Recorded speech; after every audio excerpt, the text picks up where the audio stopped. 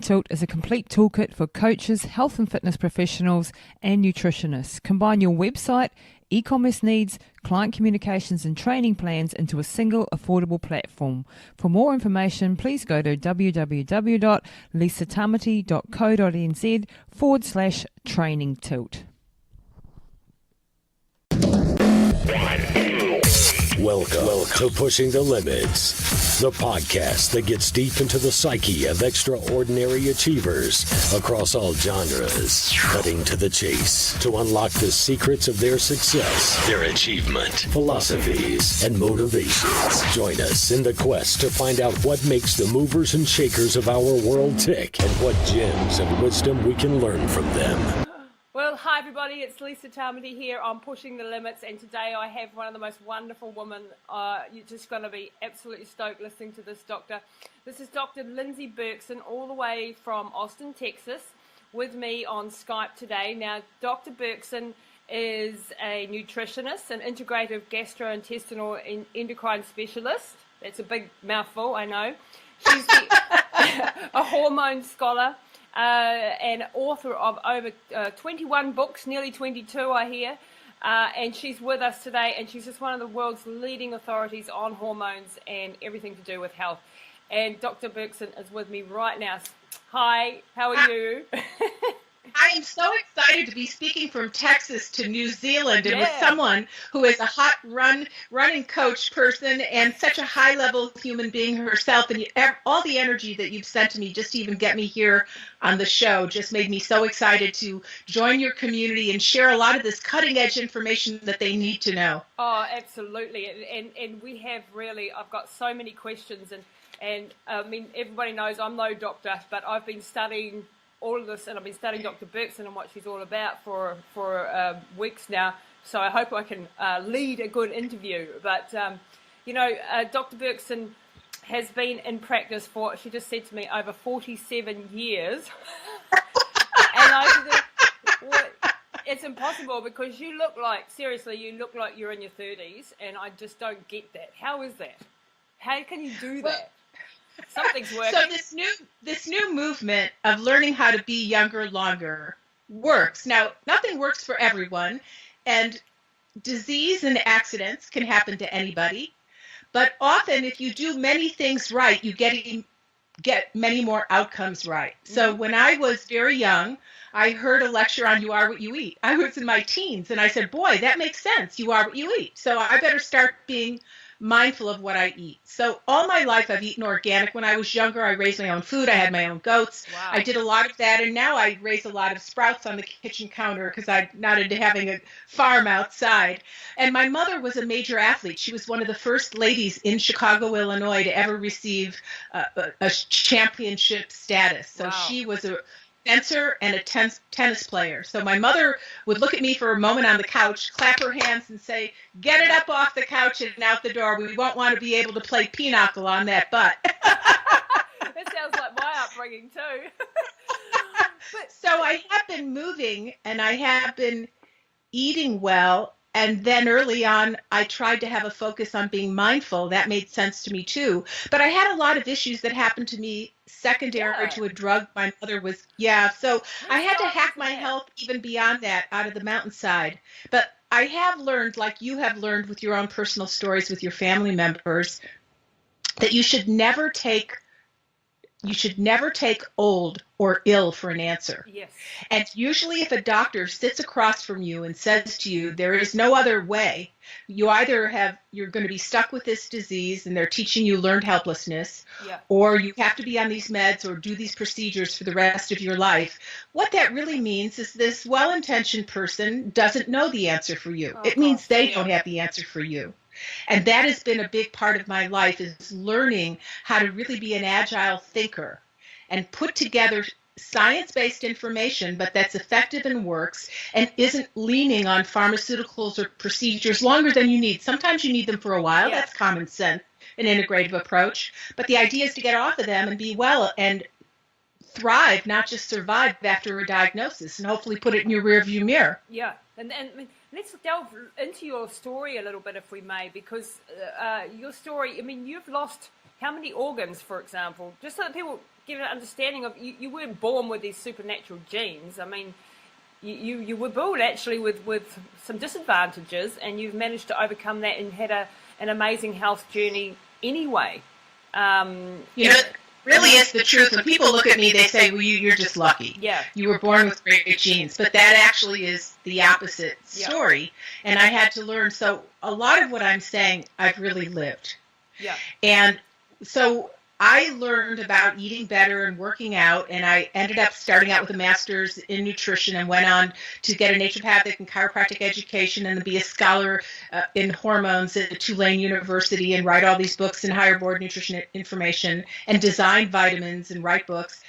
But I would get other people well, but I would be hit by very serious illnesses. So I had multiple cancers, multiple problems, that the answer of medicine was to take out that organ. So I lost 7.5 organs by the time I kept saying, this can't be right. What's going on? I'm eating well from early on. Yeah. I'm exercising. I'm mindful. And yet I'm doing everything right and getting all the wrong outcomes. So I had read an article on the external environment is starting to hijack our internal internet system, which is our hormones. Yep. Our hormones are our physiologic internet system, and they send emails to our cells to tell our cells what to do.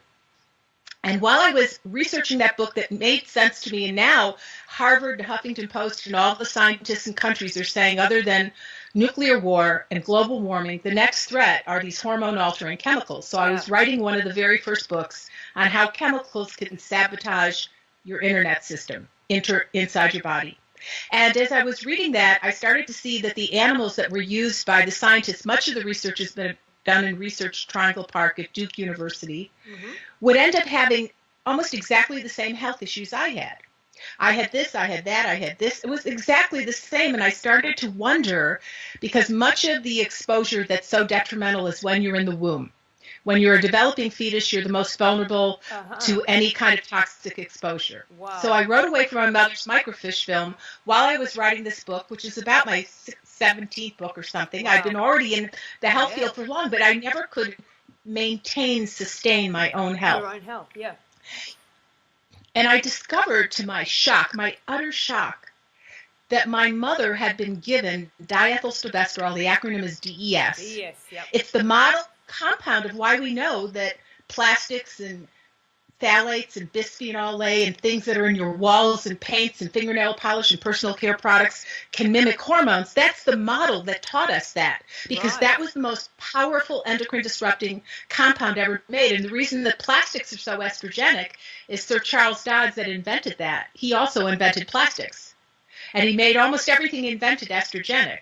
So my mother was given this because at the time, gynecologists that were well educated and at the top hospitals in Chicago, they thought this was like a prenatal vitamin. Oh, wow. They said this is going to make a pregnancy a better pregnancy. And it was sold under 375 different names, and it was given for over 30 years to millions of pregnant women. Oh my gosh, I didn't know it was that big. Wow. So it's huge. Like and a lot of doctors today don't even remember this. It was such a huge public health tragedy because I'm, of course, older. I was one of the first people that got it. And depending on how much you got and what time of the pregnancy, you got all these downstream issues. Right. So the reason I have so many books is that I couldn't have children. Most of the daughters born to pregnant moms that were given this drug were infertile. Wow. So my books are my children. Yeah. My book's my legacy because I couldn't have my own kids. Yeah. So I sent away from my mother's microfiche films while writing a book on this very issue that I had no idea I was a victim of. And I got the envelope back. I was shaking. I ripped this envelope open. I pull it out. I take a deep breath. I sit down and I hold it up to my eyes, and there it was. Wow.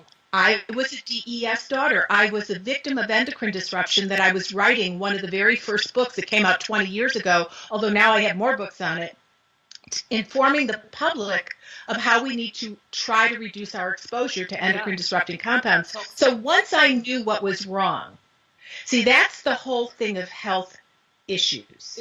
If you could figure out what's wrong, the root cause, then you can kind of organize yourself with data, with allies, with thinkers to get right. Yes. So for many years, doctors were telling me, look, you've lost a kidney, you've lost an adrenal gland, you've lost half of your thyroid, you've lost your uterus, you've lost this, you've lost that. Wow. You've had these cancers. You've had multiple cancers, diagnoses. Oh. You're never going to be a well person. And the endocrinologist here in town almost 20 years ago put his hand on my shoulder, and he looked at me and he said, everyone loves him, Dr. Blevins. He's a good guy. Everyone says he's a smart guy. He looked at me and he said, Lindsey, you're just going to have to age gracefully. You're never going to be a really well person. Yeah. The sooner you come to peace with that, the more you'll stop being frustrated. You're just not going to be well. You've lost too many organs. We don't know why. We can't help you. What that meant was he didn't know how to help me. Yeah, yeah. Well, so Wayne Dyer used to say that in the Aboriginal societies, which of course are close to you, that they have an idea that if a person is really bad and they've been bad to the community, they throw bones at that person, and then they know they only have a week to live, and in a week they die. Yeah, so these doctors throw bones at us. They throw bones at us. Yeah. But I have learned, do not take those bones.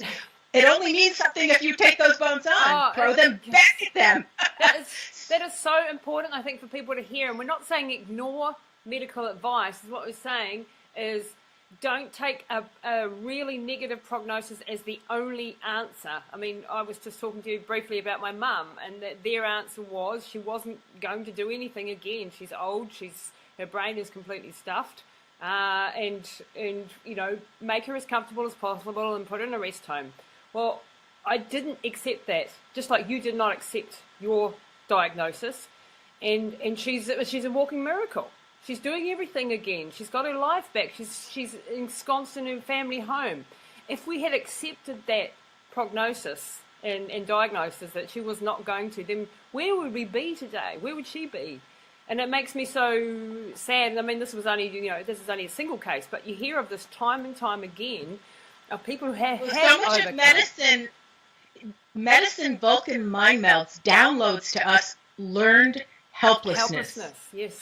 Oh, I got rheumatoid arthritis. Yep. I'm never going to be really well. I got to stay in Plaquenil. I got to stay in methotrexate. This is me. And you sit on the couch, becoming smaller and smaller and smaller. Yeah. Well, just to get back to that story, so once I understood that I was a DES daughter, and I was a scholar at a hormone think tank at Tulane, and I worked with the scientists that unveiled the DES story, and all the scientists that discovered estrogen receptor alpha, estrogen receptor beta, the top scientists in hormone field and hormones in the environment.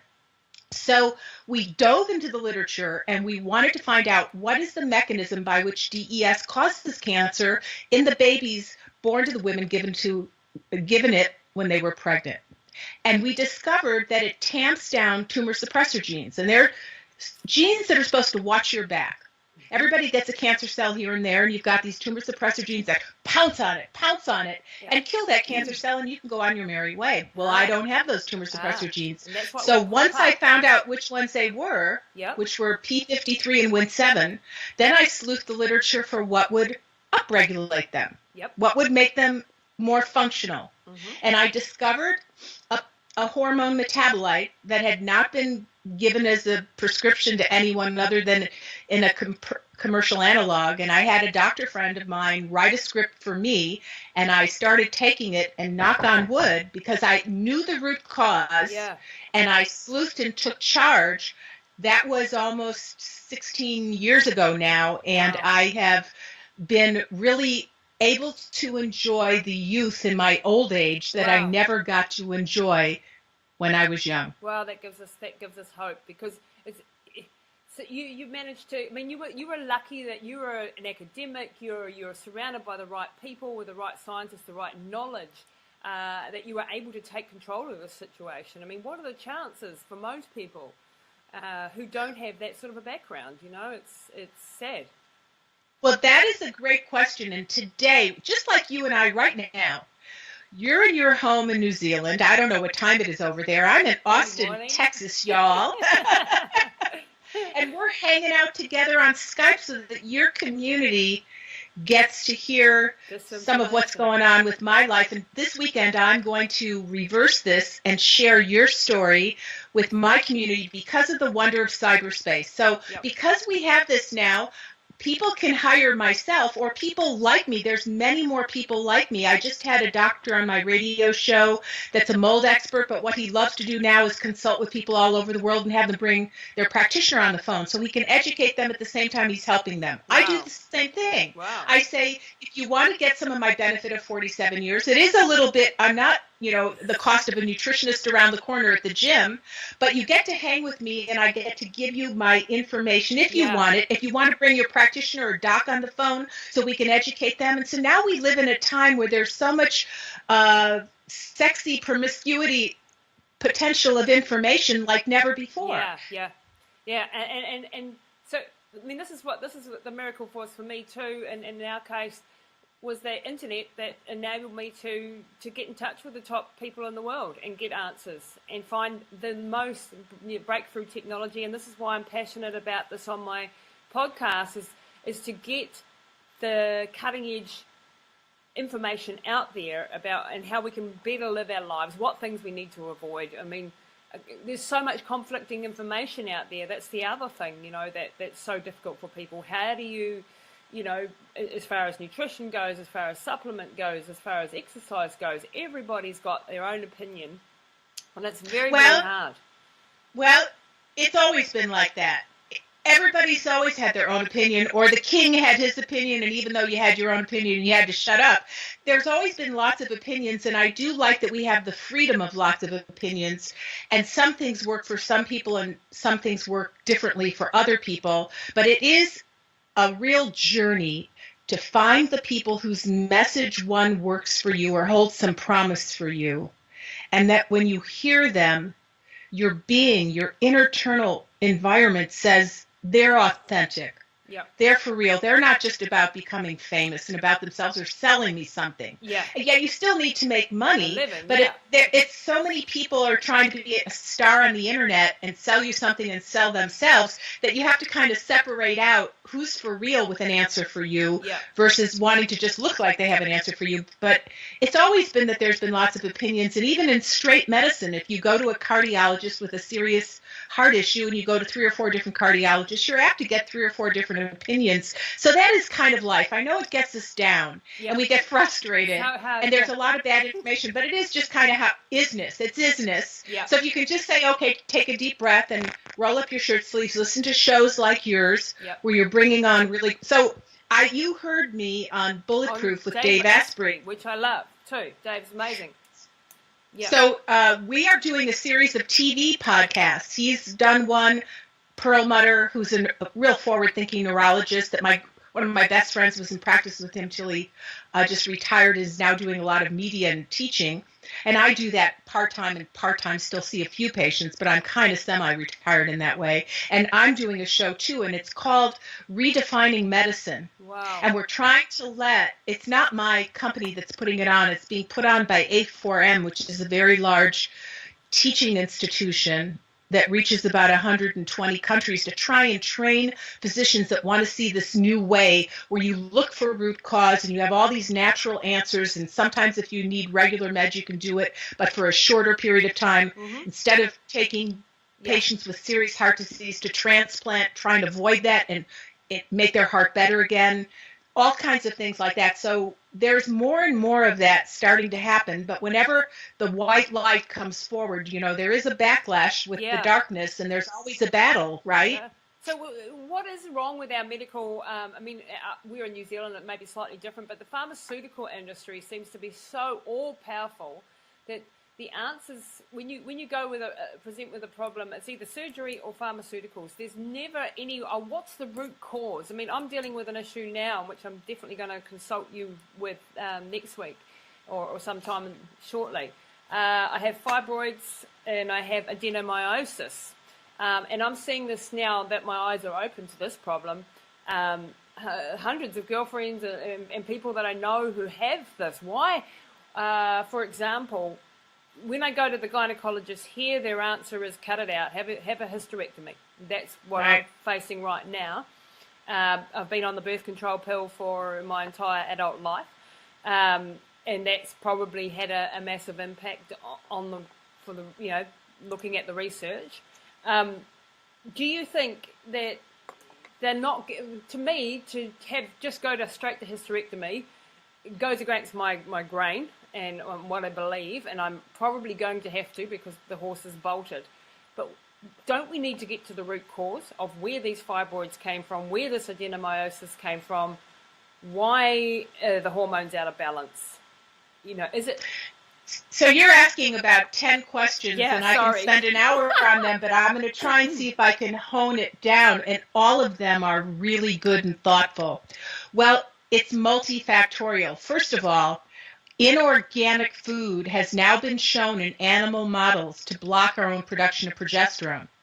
Many fibroids and adenomyosis, which is bleeding in the wrong place. It's an inflammatory condition.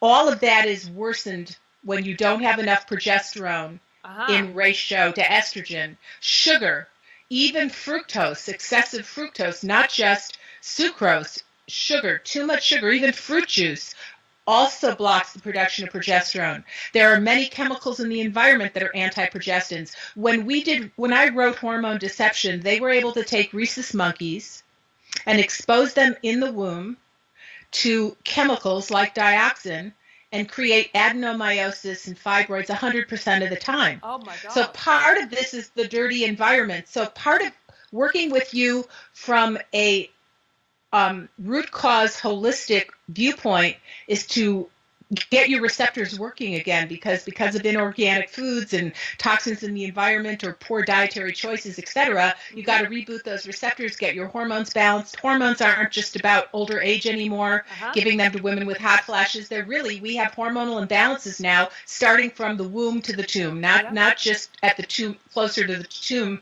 amount. And doctors in practice right now were never trained that way. No. They weren't trained that way. I had Dr. William Davis on my show, who's a cardiologist. He wrote the book Wheat Belly that's been on the bestseller list forever. And his latest book in May was called Undoctored. Why the healthcare system has failed you and how to be smarter than your doctor. And he said on my show, the only way we're going to get change is when these doctors that think like this die out. He said, I hate to put it like this, but they weren't trained like that in schools. Well, that's what naturopaths and natural practitioners and health coaches, they're filling in the gaps, like Rocky said in the movie Rocky about his love for Adrian. We fill in the gaps. But they just weren't trained. They don't think like that. They've got an algorithm that if you got this issue, then you use either meds or procedures. And the pharma companies are so powerful. It's just medicine has become handing out pharmaceuticals, doing an algorithm. They put in the diagnosis, at least here in the States, up pops the 4 or 5 drugs that they could choose to treat you. And that's how they do it. They don't really talk to you about your lifestyle or root cause or avoiding the pharmaceuticals or being on them shorter while you fix the underlying problem. They are not trained that way. So it just is what it is. So you have to find your way to the people that are trained that way. And I went to the University of Michigan, and they're beginning to have a complementary medicine program. In Canada, McMaster's is starting to have a complementary medicine program. They say at the new med school here in Austin, the Dell Med School, they're going to try and do that. Whether they do that, I don't know or not.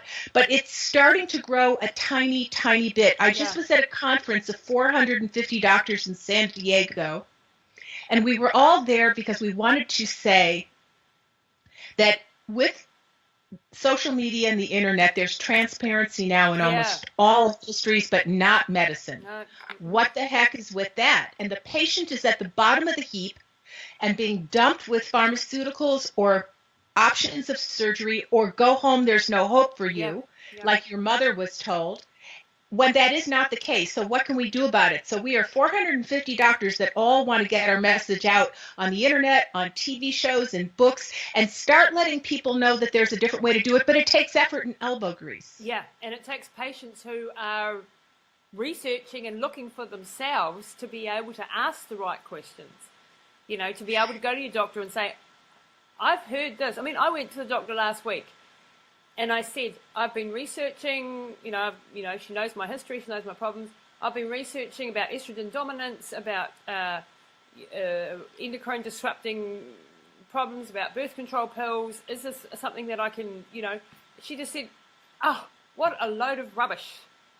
She said, if that means that when you hear someone say that, you have to remind yourself, but it's hard because they've got the diplomas on the wall and you want to be a good girl. They've got the white jacket on and the stethoscope. It is a very intimidating situation. Yeah. But what that means is that they don't know this information, because it's human to be down on what you're not up on. Yeah. So they're not up on this stuff, so they're down on this stuff, but you don't really know that. I didn't know that for so many years. Even being in the natural industry, I let myself get intimidated to lose all those organs because I was told it was the only way. But now with hindsight, which is 2020, I'm able to see the bigger picture. And I have so many patients tell me that their doctors, if not their gynecologists and endocrinologists, don't really believe in hormones. No.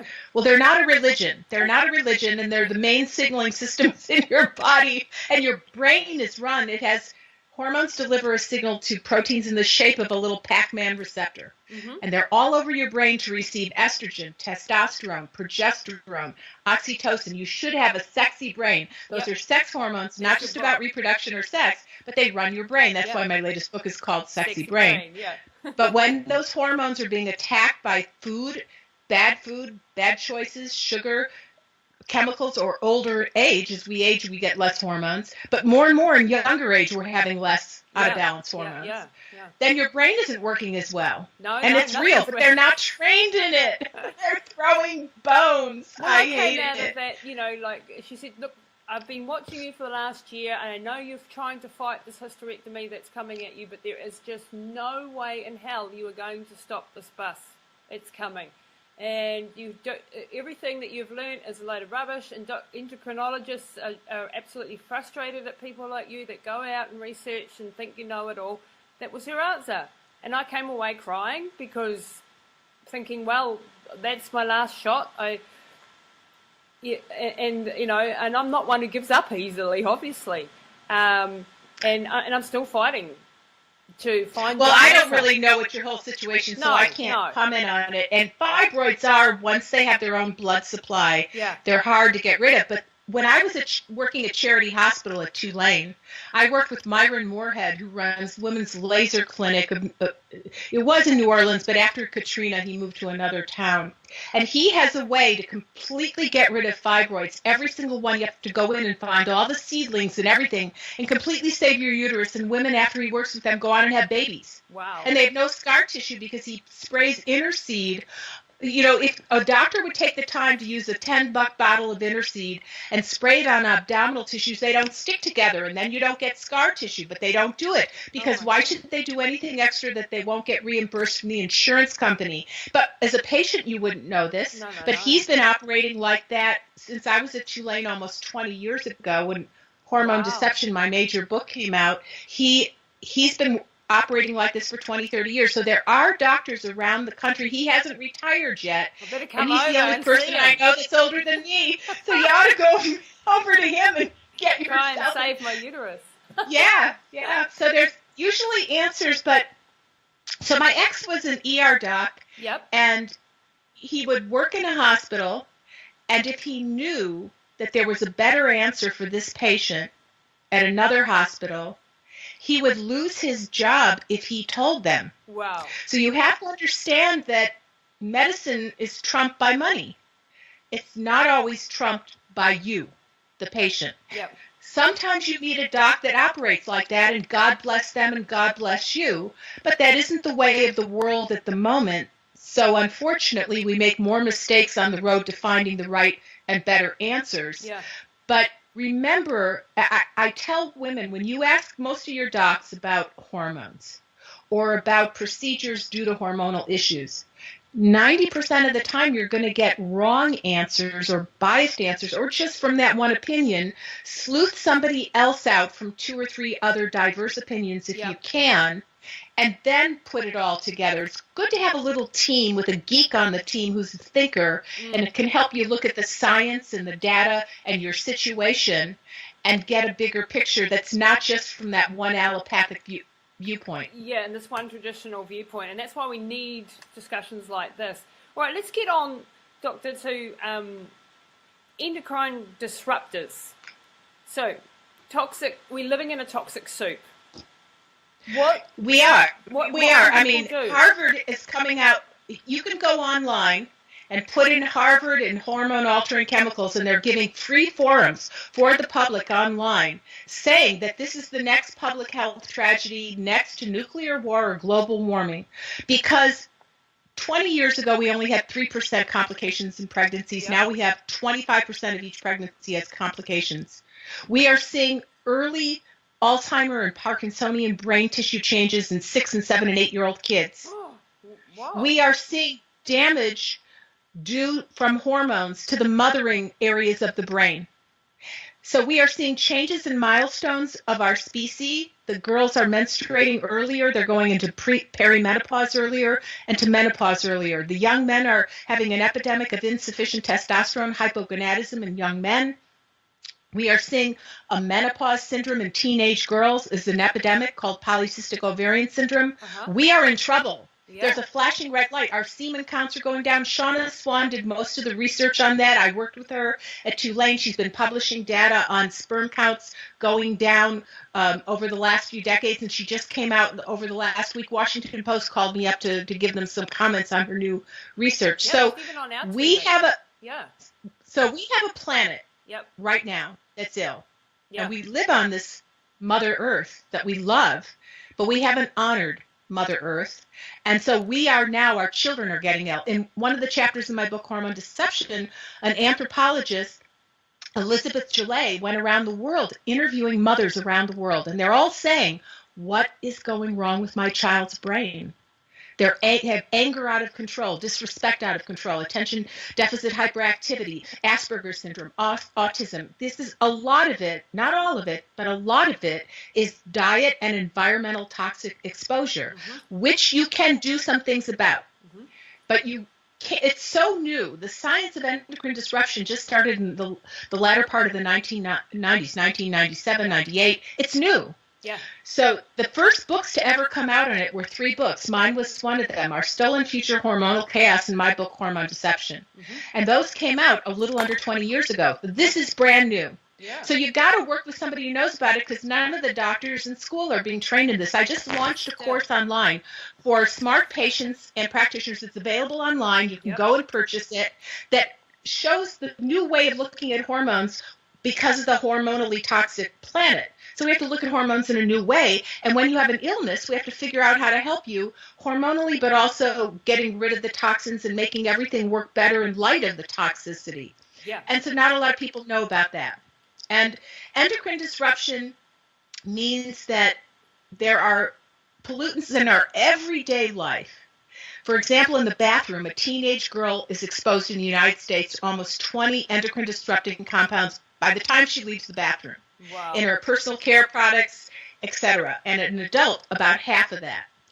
And it affects, it's in our canned foods, the lining of canned foods, bisphenol A. The more you have canned foods per month, the more you risk of breast cancer, and the more you risk that your kid's brain doesn't work as well.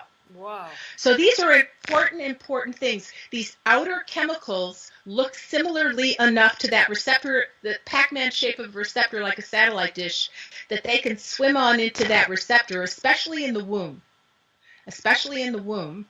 and deliver aberrant or false signals. And when a mother breastfeeds, all that she's been exposed to in her life, she downloads about 80% of her toxins in that wonderful, marvelous breast milk while the baby's developing. That doesn't mean you shouldn't breastfeed, but it means if you haven't had a baby yet, you should do green pregnancy prep. Yep. And I have a whole... I've got a friend who needs that. Yeah, and there's you should be detoxing has to go mainstream. Yep. And there's gentle ways on a daily basis, and there's ways like in my brand new book, Sexy Brain, where I have a 10-day detox that people do that it's best to do before you go on hormone replacement. And it's based on the old fireman detox literature, because firemen are highly exposed to chemicals on the job. I'm married to one, and my father and my brother are firemen. Oh, okay. Well, you know, they're such wonderful human beings. And the original detox research came from firemen. Wow. In the 1950s, there were a lot of firemen. They run into a burning building. They're marvelous human beings to help save us. And they're exposed to the most toxins anybody's exposed to, unless you're at a Superfund site or in a nuclear war. And they would have cognitive issues and health issues, so they came up with effective detox methods, which I then found in the literature, and then with my work at Tulane and writing my books, I put together and tweaked it a little bit more for hormones, but it was based on original fireman detox literature that was published in peer-reviewed scientific literature. Wow.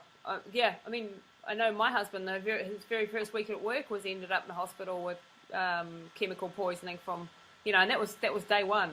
Well, it's interesting. I learned at an environmental conference, maybe this is part of your own health issue, when you sleep with somebody who has toxins in them, they, like a smoker or someone who runs into burning buildings like you do, they outgas chemicals right next to you while you're sleeping at night, so you get a tertiary exposure. So the two of you would be good to detox together. The family that detoxes together stays together.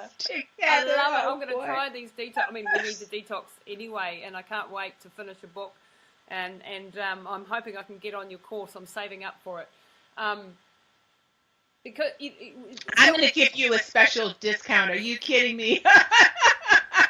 I hope I'm intellectually capable of understanding to be able to serve a community in New Zealand. I mean, thank you very much for having me on, really. And all your emails were so thoughtful and positive, and I was excited to meet you because when you meet forward with your heart, it was smart plus heart, and I appreciate that's generosity of spirit. So I appreciate that. What I loved about you and your show too was that you put it all out there. What you see is what you get.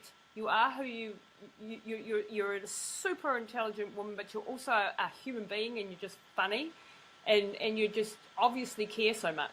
And this is what I'm missing is so much in the medical world too, is this actual care. Authenticity. There's hardly any, and it's not just in the medical world, it's everywhere, but it's so hard to be in the world today where there's so little authenticity and generosity of spirit. So much is bullcrap, and people wanting to see what they can get from you, or they sound really good and really great, but then after a while you figure out that you were fed a line and you didn't see it coming. Yeah. And so I talk in my new book about why there's less authentic human connection related to toxicity in our environment that's affecting parts of our brain for authentic connection. And then I give ideas of what to do and why nature intended us to have authentic connection, how that care takes the brain. Well, let's explore that, because in Sexy Brain you talk about the importance of intimacy. You talk about the importance of touch, of how making love releases certain hormones into the body which are positive. They actually have a health benefit when you make love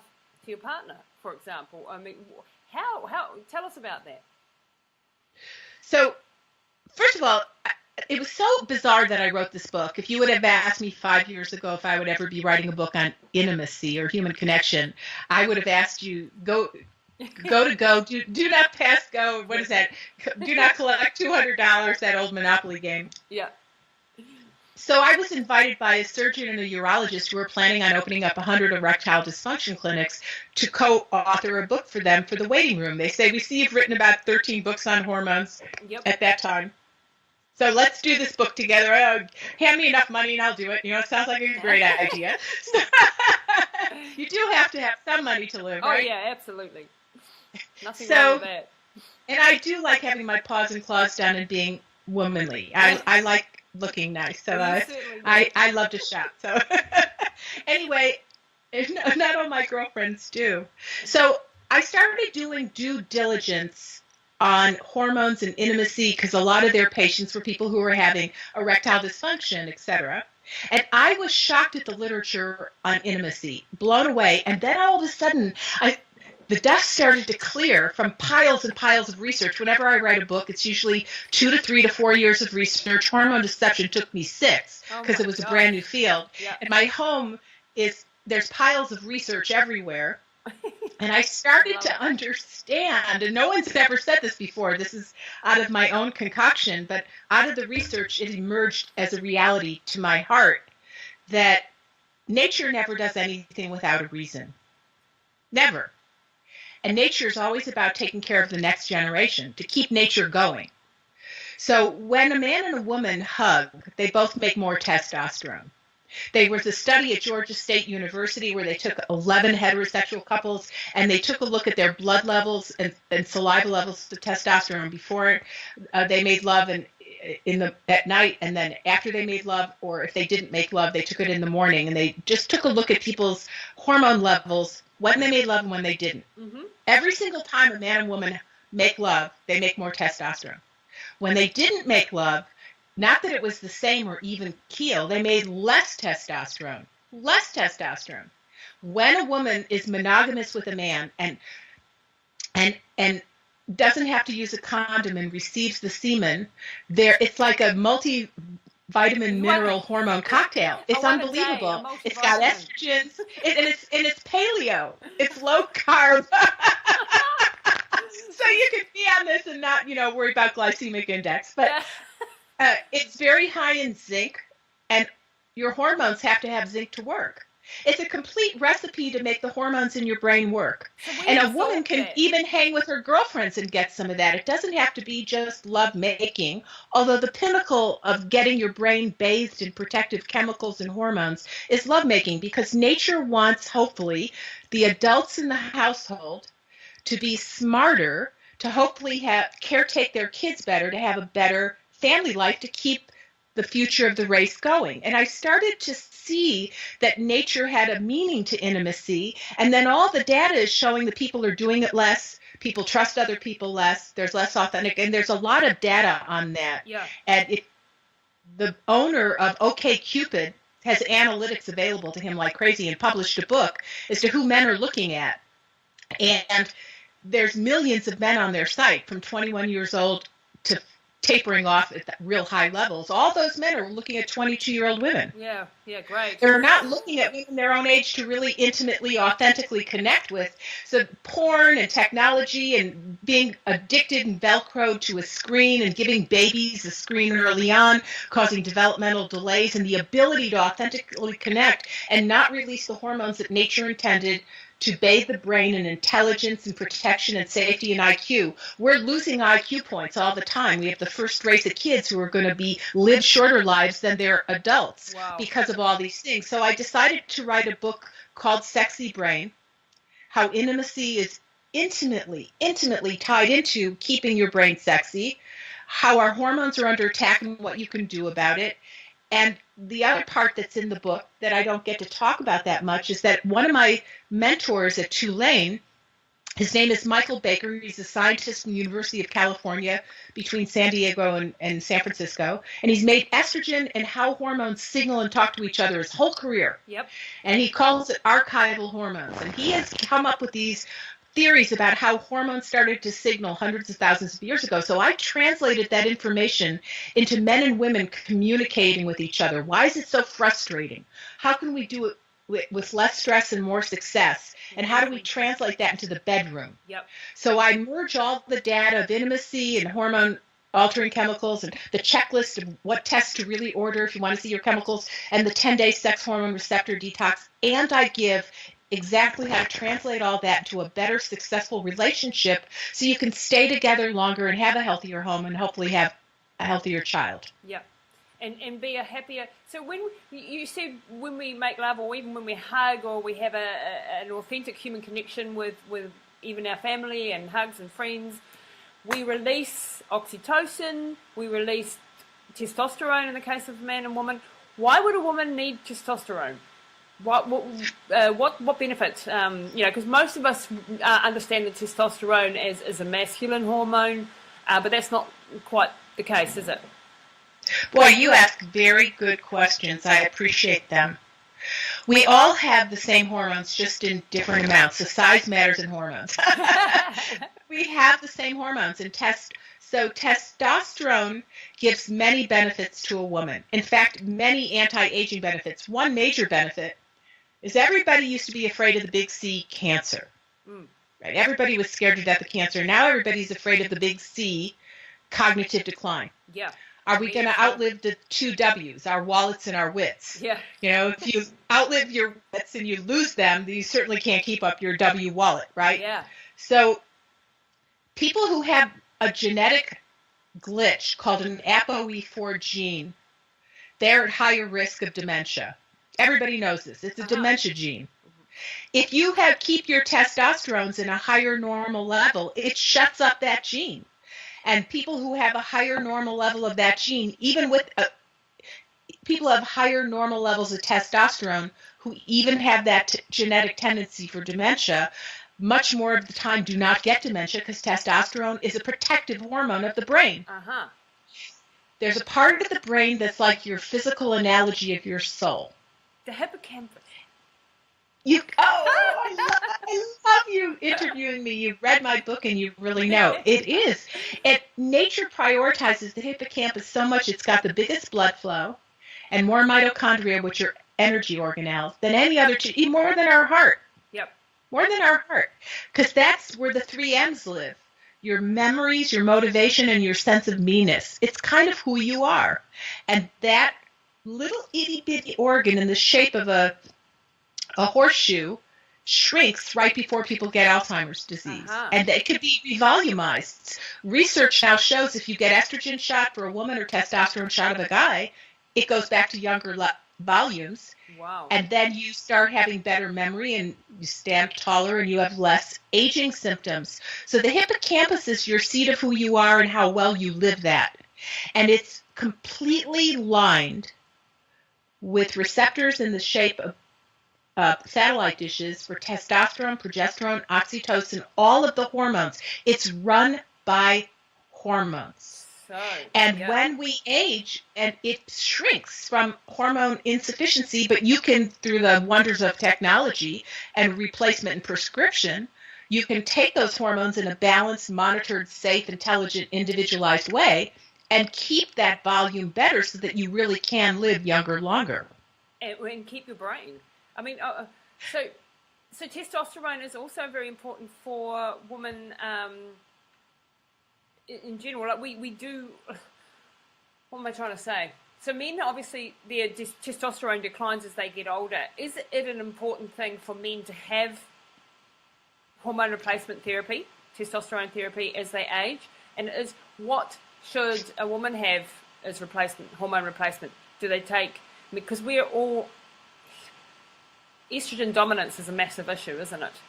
Well, that's such a misnomer because that says like all estrogen's bad. Yeah, but there's the good estrogen dominance. I'm confused. There's the good estrogen dominance. So it's not as simplistic as that, but hormones are so misunderstood. It's so sad.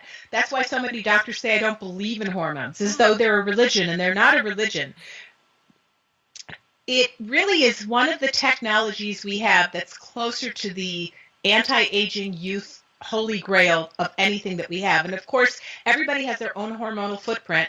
They need to be checked. I have some gentlemen that are 80 that don't need hormone replacement because they still at 80 years old are robust. There are some people that have certain types of cancers that are not a candidate, but usually there's some kind of things they can be given, even if they had cancer that a regular doc is not aware of. One of the problems of most people looking at hormones have been my focus of study for over 45 years. And when a woman goes to a doctor, they usually give her estrogen, maybe progesterone. A man, he just gives them testosterone if he's thinking about it. Yeah. But hormones are a family, Uh-huh. and they function together as a family or dysfunction. So a real in the know, what I try and teach to doctors is that estrogen, adrenal hormones, insulin, vitamin D, which is a pro-hormone, progesterone, DHEA, pregnenolone, these are all your hormones, and they all have to be checked because you can maybe get a wrong reaction to getting replacement when the issue was another hormone because they morph in and out and all influence each other. So it's very little known that hormones are a large family, and when you really want to assess whether you need hormones, your large family should be checked. The whole thing. So this is right, and I do have a list of that in my book, Sexy Brain, so people can get an idea of that. And now these days, at least in the States, you can order your own blood tests. You don't need to go to a doctor. Do you have those places in New Zealand? No. What the heck? No, not that I'm aware of. It's called any lab tests now and many other things. You just walk in, you get a B12 shot, you get an IV drip of nutrients. There's a doctor, you order your own test. Because it's silly that you should only be able to go to a doctor with the power of the prescription pad to tell you whether you can or can't. Oh, that time should go away, New Zealand. I've got to come to the States and have all this done. No, like, you know, with just briefly touching on my history the last year and a half, struggling with all these problems, fibroids, etc. No one has once offered me a hormone test. It's the most, here you have a hormonal problem. You have adenomyosis and fibroids, which are a flashing red light on your physical dashboard. Yeah. And hormonal imbalance. It's so, you know, I have another person that I'm working with long distance. I work with people long distance as a non-primary care consultant. Yeah. And she's in Sydney, and she has similar issues, and no one has ever run a hormone test on her. And her doctors say they don't believe in hormones. Yep. It's the craziest thing I've ever, well, so you have to understand the world's always been a bit crazy. Yeah. You can't be bogged down by the craziness. You have to rise above, because your life, no one else will ever have your life. No. You have your life. Yeah. And you've got to grab it and make it work. But it's hard to know to do that when you're just pulling away from the herd. Yeah. And I have felt that myself, and you're scary. You don't know where your ground is underneath you and who to listen to you. But you got to be open that there are other ways than the only way that's delivered by the main healthcare system. It's broken. It's broken. And sometimes it's wonderful. If you're in a car accident, if you need a hip replacement, if you're, you need an eye surgery because you're having a detached retina, it's brilliant, man. Yeah. We're not putting on all medicine because that would be silly. Whoever did that, you couldn't listen to them. No. But the common sense says to you, if you're really ill, let's roll up our shirt sleeves and see if we could get you really well. Yeah. And find out the root cause, the symptoms. I mean, I didn't even know where to go to ask for it. My initial consults are 1.5 hours, and on very severe extreme cases, they can go up to 3. And then I sit down and I think about that person. I ponder it. I write up these notes. Sometimes I give abstracts to back up what I'm saying, and I make recommendations for prescriptions. And that might be up to 4 hours on a person. Where do you go to get that? No, but that's where medicine is moving with the specialized services. Yep. Yep. You pay for it. It's cash. It's more money, but someone focuses their whole spotlight on you to try and see if they can help you. Not 10 minutes and here's a drug and out you go out the door. Exactly. We'll chop something out. I mean, you've been through such a procedure where you've lost your uterus. It's a major operation, isn't it? And it's not something that should be done lightly. And no surgery should be taken lightly. No surgery should be taken lightly. So people can come to you, like people in New Zealand. I mean, I'm going to definitely have a proper consultation with you. People can contact you and have a teleconsultation. Sure, they certainly can. I do consult with people all over the globe. I have patients in Israel and Barbados and Switzerland. I see patients all over the globe. Some of those patients have joined my course. Yeah. I'm doing more courses. I'm putting out very soon a wide variety of courses, gut courses, hormone altering courses. I'm going to have a whole university online at Thinkific. So I could take a lot of my information, like I'm speaking in Chicago in 2 weeks with 4 gastroenterologists. It's a gastrointestinal module for A4M to train medical doctors. And I'm speaking on the myths and misunderstandings in use of hydrochloric acid, stomach acid, on reflux. Yep. I'm speaking on exactly what you touched on. What are the side effects of birth control pills? Why are women not told? And they're linked to inflammatory bowel disease and leaky gut. And what is the other thing? Oh, and liver disease, the epidemic of liver disease that's happening. So I'm speaking on all those things, and what I'm going to do, because I put those together, is I'm going to make smaller courses available for people and all of that. Just kind of bring it down to a level without all that, as many. I'll leave a lot of the citations maybe at the end or something. But there's so much information that people need to know. For example, I used to work with this amazing internist in Oklahoma 1 week out of each month, and he died, unfortunately. He had been in practice for over 55 years. And we had a sonographer, an ultrasound specialist. So when people came in for their checkup, we didn't just give them a short little nothing generic blood test once a year and say you're fine, kick you out, which means nothing. We would ultrasound their liver to see if they had fatty liver, which is silent. We would ultrasound their kidneys to see the perfusion rate of the blood. We would ultrasound their thyroid. We would ultrasound their carotids. We spent about 3 hours with them. In my old clinic in California, which was around the corner from Linus Pauling, the only guy to get 2 Nobel Prizes, we did the same thing. And it's hard to find somebody like that. Now I could just talk with you, but I can't, when you're in New Zealand, write a script or do those things. It would be so great if you had somebody there that would be willing to learn and be on the phone call or work with you, us. That would be nice. I'll keep looking. But there is a lot that you can do with nutrition. Yeah, I mean, I have been working, with a functional nutritionist here, Gary Moller, who I have told about you, and I'm seeing another doctor, integrative medicine doctor on Monday, and I will tell her about you. And perhaps, and that open at least to these new learnings. But, fatty liver, for example, no one does a ultrasound here that I've ever been told about. I know, and it's crazy. So in Oklahoma, we would charge $45 an organ to ultrasound it. So when I came back to Austin, I said, we found so many young people with fatty liver, it was crazy. Yeah. And so when I came back to Austin, I would order an ultrasound. And then they would want $600 because medicine's out of control here. The price of medicine is out of control in the States. But in Oklahoma, he hired his own sonographer so he could charge what little he wanted. He'd been in practice for years, and he was an old-time doc. Yeah. And he didn't want to really rip people off. Yeah. But it's very hard to find that kind of thinking, and it's even hard to get it and be able to afford it if it's not reimbursed by insurance. So, and the only way you really know you have a fatty liver is if you do imaging, but fatty liver is the basis of elevated blood sugar and dysinsulinism and type 2 diabetes. And so a lot of people can overcome those illnesses. You can overcome type 2 diabetes if you can get rid of fatty liver and fatty pancreas. Yep. And they have doctors who've done MRIs, pre and post MRIs, watching the fat clear out of those organs while they do natural interventions to treat them. Wow. But regular diabetologists aren't taught that in school. So you're left with taking all these meds that keep you in a conveyor belt of pharmaceuticals, and you never really become well. You have learned helplessness. I got a disease that's incurable. Most diseases are not incurable. Not all, and nothing works 100% for everybody. But wouldn't you want to try to be cured with all your might to get well and enjoy the next few decades of your life? Yeah. I mean, I am really an older person, but I'm a younger person in an older carnation. Yeah. I do dance marathons, go on week-long canoe trips. I've got my 22nd book coming out, and most people my age talk slowly and don't move as well and are on a ton of meds. So that brings the point of exercise. I mean, obviously I'm an exercise aficionado, and I've probably taken it to the other extreme, and we can talk about that as well.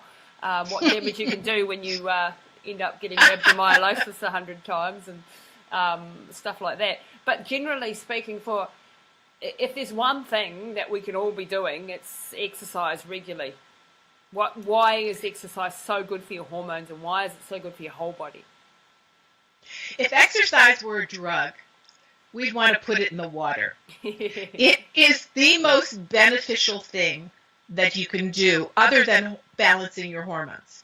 Exercise improves your neuroplasticity. It improves your gut health, where 80% of your immune system lives. It improves your cardiovascular health. It improves your renal, your kidney health. Exercise keeps you dynamic and vital.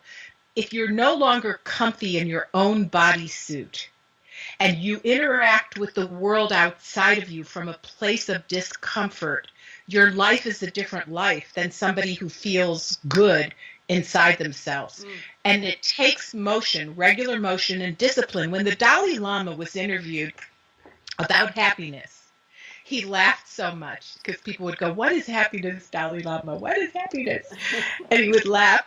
He said, "It's vitamin D." Discipline. Disciplining yourself to live a life where it creates contentment and harmony, which comes partially with motion and movement and keeping this bodysuit as healthy as you possibly can. And sitting syndrome. They now have research out. So sitting is the new smoking, everyone is saying. Yep. But the Women's Health Initiative observational trial took a look at women who sit more than 10 hours a day. When I do my slides, write my books, I see my patients, I have a problem with this because I sit so much. Now, I go to the gym every single day and I dance and canoe, but it doesn't offset all that sitting. And I don't do well with standing desks, but they showed that for every 10 hours of sitting you do a day, you biologically age another 10 years faster. Wow. And your hormones get into a pattern that put you at risk of hormone-driven diseases like breast cancer and endometriosis, etc. Or if you exercise a little bit too much. But my problem. Well, I think in our world today, there are a lot of people who love to exercise. It's interesting. We are seeing much more esophageal cancer and disease because we do so much exercise. We have a lot more abdominal pressure going upward. Because there's like a 850% increase in esophageal cancer in the last 17 years. Wow. And younger people. And they're thinking it's from intense exercise so much that there's a lot of that Valsalva maneuvers where you have this abdominal pressure from exertion. Yeah. And we're not that used to that much exertion. But yet a lot of people feel better and love it. I'm not here commenting on it. Yeah. But moving really does keep you moving. And people end up, as they get older and older, sitting more and more in front of their television and becoming faster, older and older. Yep. So exercise is fantastic. It treats and prevents. When people have cancer, the more they exercise, the fitter they are. It helps them either beat it or cohabitate with that cancer better. I tell all my patients that are really ill, you want to train for your wellness like it was a marathon. Yeah. You got to get fit. Yeah. There's no backing off because you're sick. I mean, obviously in the acute phase of any major illness you have to, but as soon as you can get up and as soon as you can move, do so. But I tell them that that's right, because sometimes people are so fatigued and it hurts so badly they can't. But I go, well, then just move your arm up and down. Just compress your thigh muscles. Just compress them. Flap your stomach while you're lying in bed, up and down. I always give them something. Whatever, if you're lying on your back or stuck in a chair, there's something you could do to start getting, even if it's in a rocking chair, and you rock that chair back and forth. Circulation is life. And the less you're circulating, the less you have life force to help you achieve what you want to achieve, whether it's overcoming an illness or finishing that book or closing the deal in the corporate room, in the conference room. So circulation is life, and we need to keep moving. Well, even, with Mum, who was unable to move anything at the beginning, I got her with her feet on a vibration plate.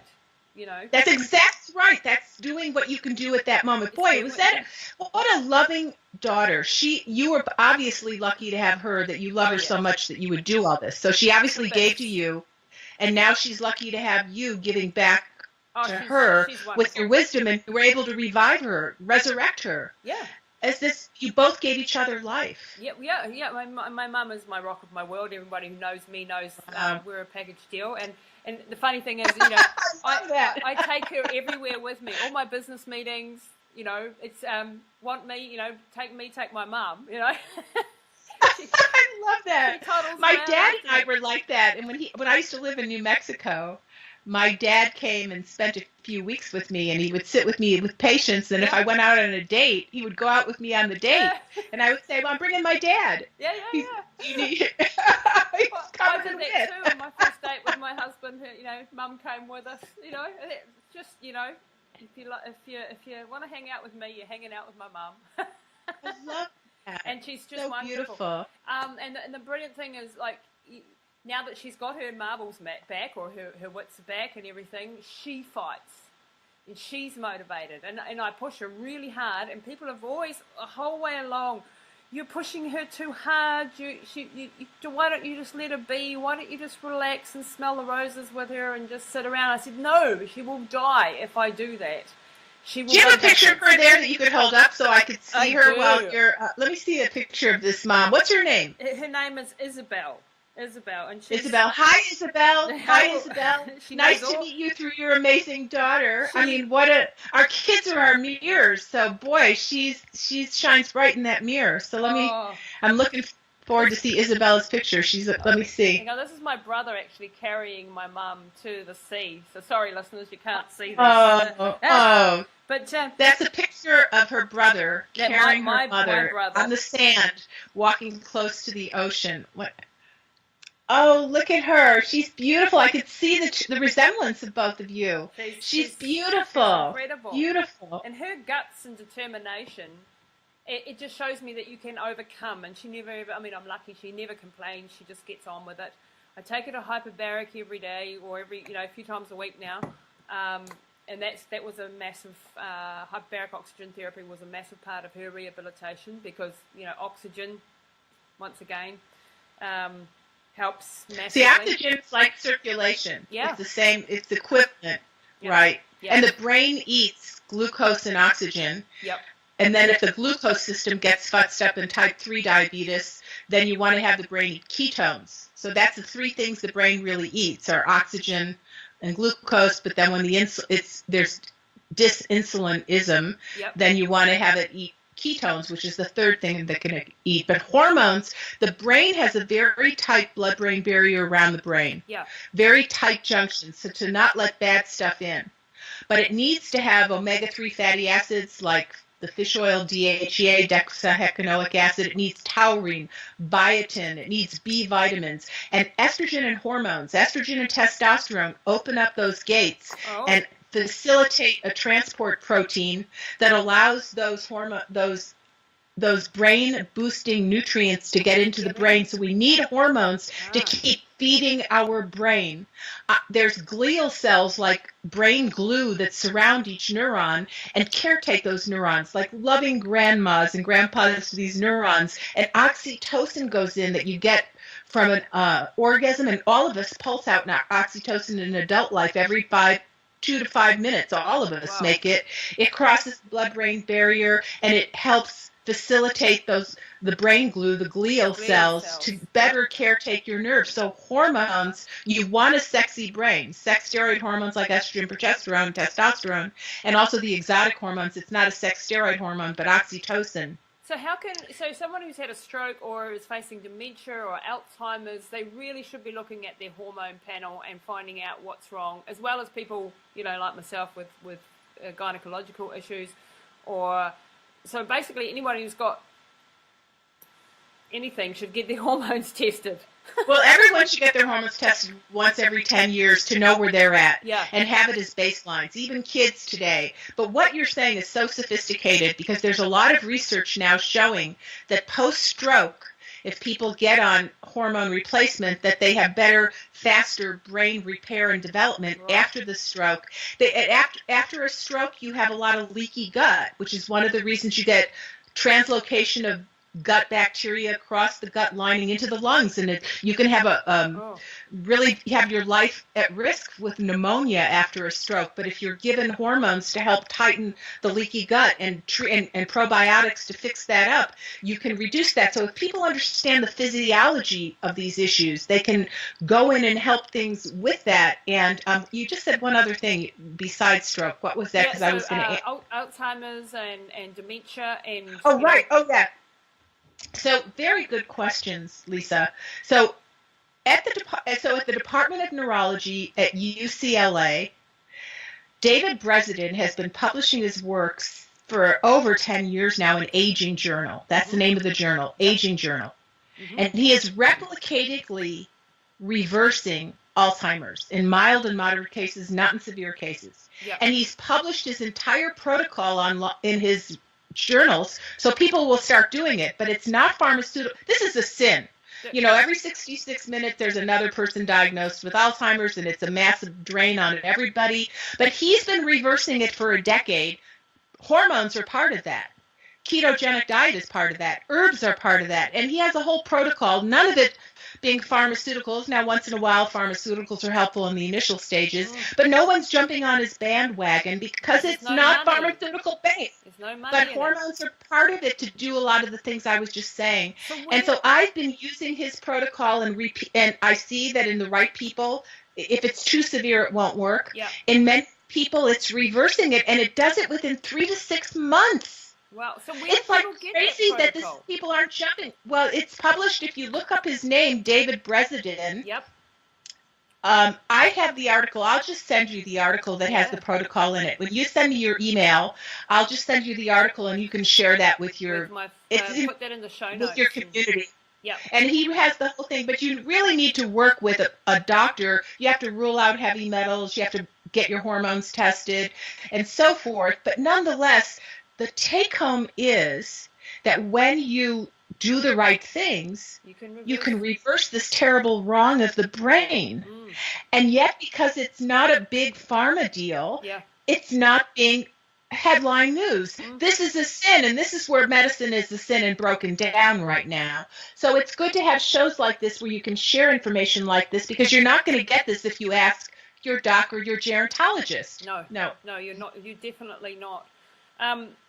We're running out of time, but I want to keep you for another couple of minutes if I can, Doc, because there's just so many. There's just so many things I've been writing.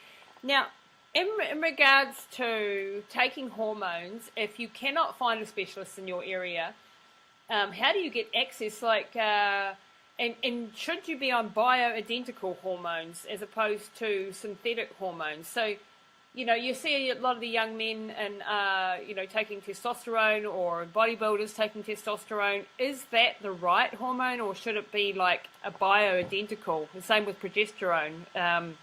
Is that an important point, that it's bioidentical? I think it's an important point that it's bioidentical, because that's what the human body is used to for hundreds of thousands of years, and that's what your body uses.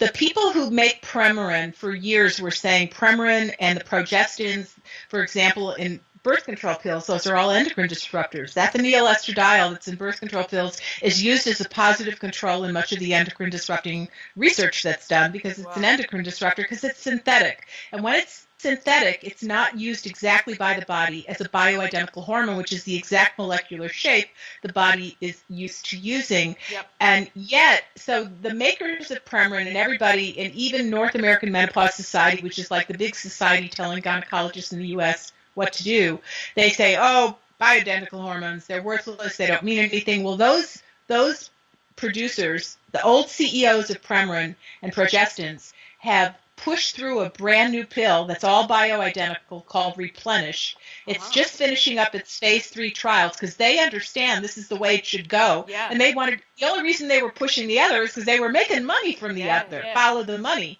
Yeah. And now that bioidentical is being, if you really use your common sense, if you use a molecule that's not the same shape as the molecule your body's used to using, some people have troubles with it and other people won't. That's why you need research on such large bodies of people to see how their bodies will deal with it. But with a regular hormone, your body's set up to already deal with it. So they're coming out with this new pill that's all bioidentical. Why? Because they want to make money off of it, because it makes sense to have that pill available. But I don't know all the dosages and so forth. But bioidentical is the wave of the future of hormones, even though your gynecologist and endocrinologist are going to blow snot out of their nose when you ask them a few times and be really angry at you, or, go home and drink too many martinis because they can't bear patients like you. I'm not they don't know this stuff. If you ask somebody questions about what they don't know, it's like women who ask surgeons about hormones. Surgeons don't know about hormones. They know surgery. They're really great at surgery, and they have a very definitive personality to be a great surgeon, and they know about hormones. So you have to ask somebody who's in that field to get a cogent answer. But we don't realize that, so we ask our own doc and they go, oh, there's nothing on it. That's like the people who say there's no research on nutrition. Yeah. There's so much research on nutrition, it's crazy. My dear colleague and brother friend, Alan Gaby, has come out with a 1,550-page book called Nutritional Medicine, putting in really high-level tiered research on every single condition for nutritional scientific studies.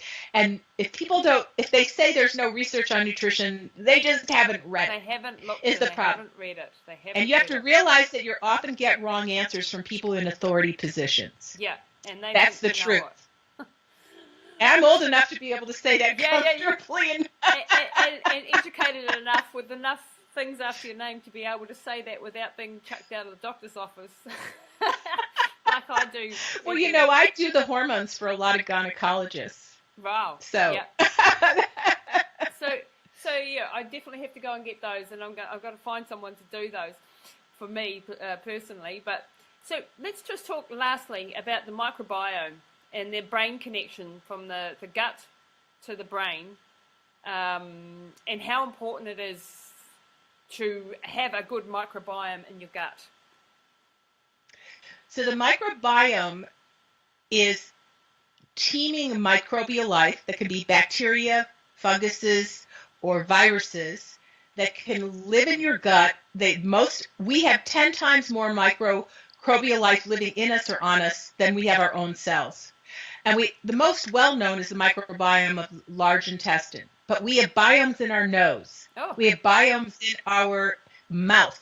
When women take birth control pills, often their biomes in their mouth get disrupted. Yes, we have biomes in our esophagus. We have biomes in our lungs. We have biomes in our vagina. We have biomes in nooks and crannies we haven't even seen. The Human Microbiome Project was started in 2008 with 500 scientists looking at 300 people and looking at every which way these things live on us and affect us. Yep. And they basically have a lot to do with our health, and they crosstalk with our organs all over the place and look like the gut is the mothership of our health, the microbiome of the gut, but it is in crosstalk with the other microbiomes. Mm-hmm.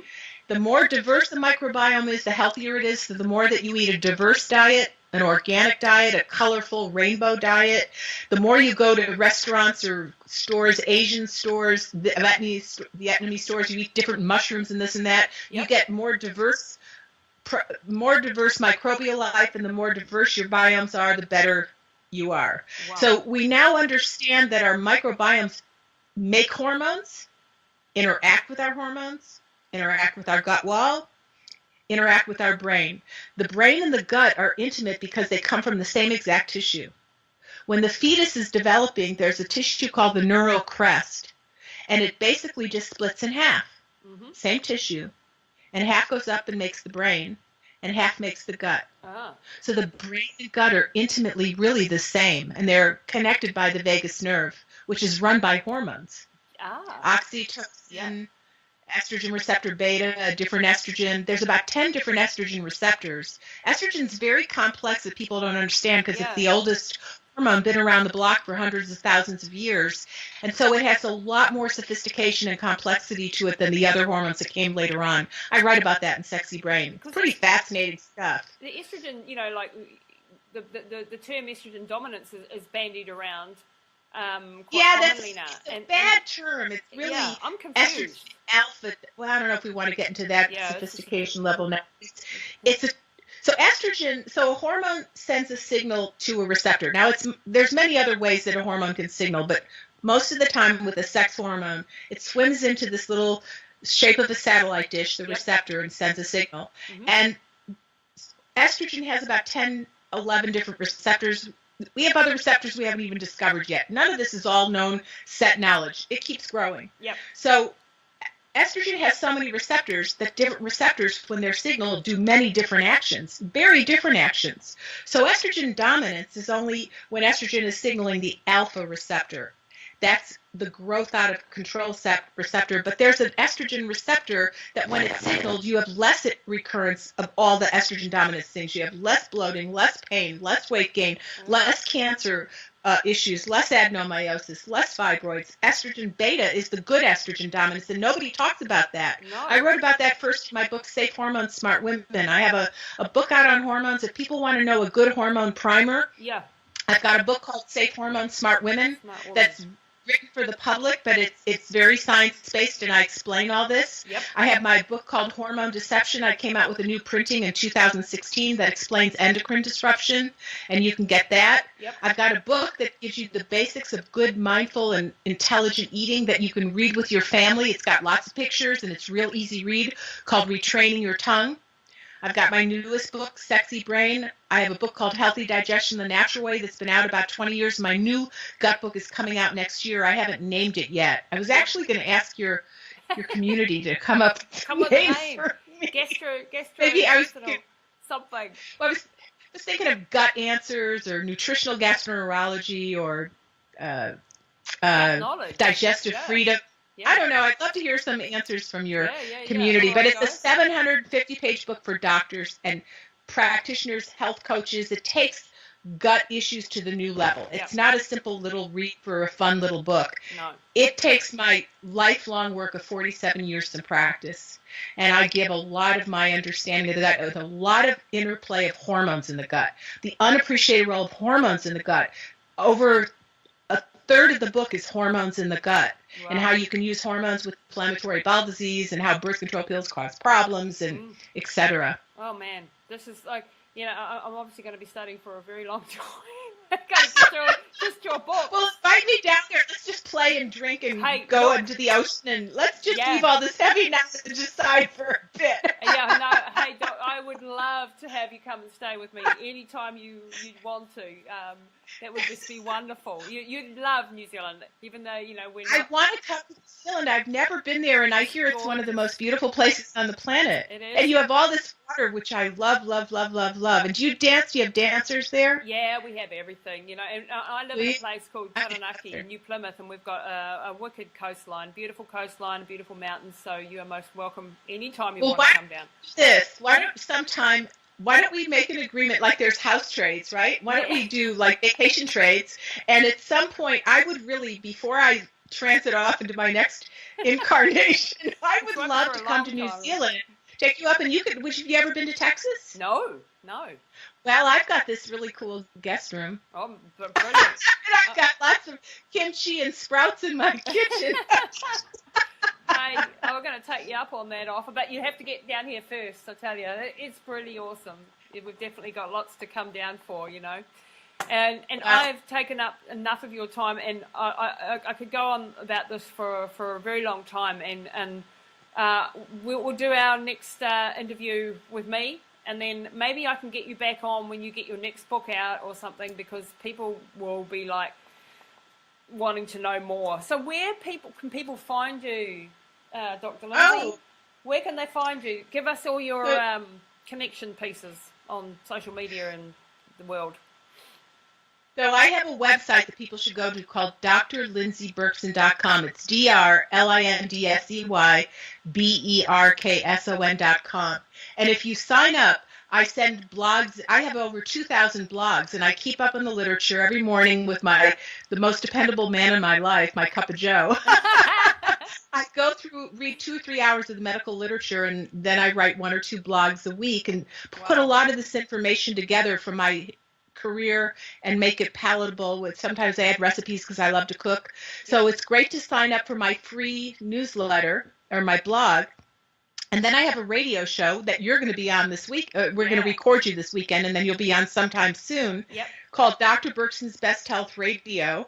And you can go to iTunes. You can download it anytime. It's on Google Play or iTunes. And on social media, I'm also very active, and I've got Dr. Lindsey Berkson on Facebook, a professional Facebook. If you want to friend me on there or friend me on my regular one. My first name is Devaki. I was a yoga teacher for 25 years and lived with Swami Satchidananda and got a spiritual name. But no one could pronounce it in Texas, so I started going by my middle name. But I love the woman who wrote Out of Africa, Blixen, would take a different name every decade because she said, why should you be limited to oneself? And I love that idea. So sometimes I'm Devaki, sometimes I'm Lindsey, and it makes branding experts go crazy and have a heart attack. But I kind of like it. But so I have my personal Facebook as Devaki Lindsey Berkson. I also am on Twitter with about 5,000 plus tweets, many of them on health, and that's at Berkson Health. The name of my clinic is at Berkson Health. If you want to contact me for a consult, you can email me at dlberkson@gmail.com. But please, what I do when I do my radio shows, it's so weird. You do get some people who want to work with you, but then you'll get emails from people who say, I'm in the emergency room and my husband's having this blah, blah, blah. What should I do? I go, listen to your ER doc.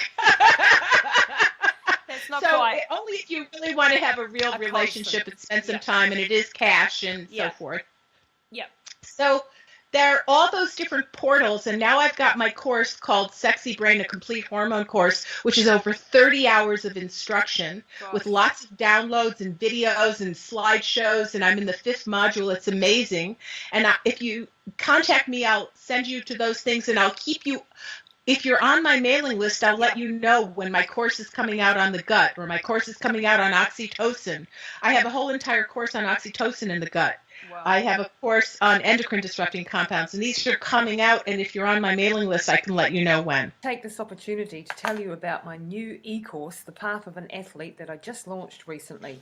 This is all about how to develop mental strength, resilience and tenacity. Learning how to overcome the barriers to reaching your full potential and stop those limiting beliefs that have held you back. Whether it be in your personal life, your career or in your sporting goals, you can control the outcome of your life. For more information, please go to www.lisatamati.co.nz/e-course. That's it for this episode of Pushing the Limits with your host, Lisa Tamati. Please don't forget to rate, review, and subscribe, and share all this goodness with your networks so we can impact more lives with positive insights and inspiring conversations. And check us out online at www.lisatamati.co.nz. That's it for this episode of Pushing the Limits with your host, Lisa Tamati. Please don't forget to rate, review, and subscribe and share all this goodness with your networks so we can impact more lives with positive insights and inspiring conversations. And check us out online at www.lisatamati.co.nz.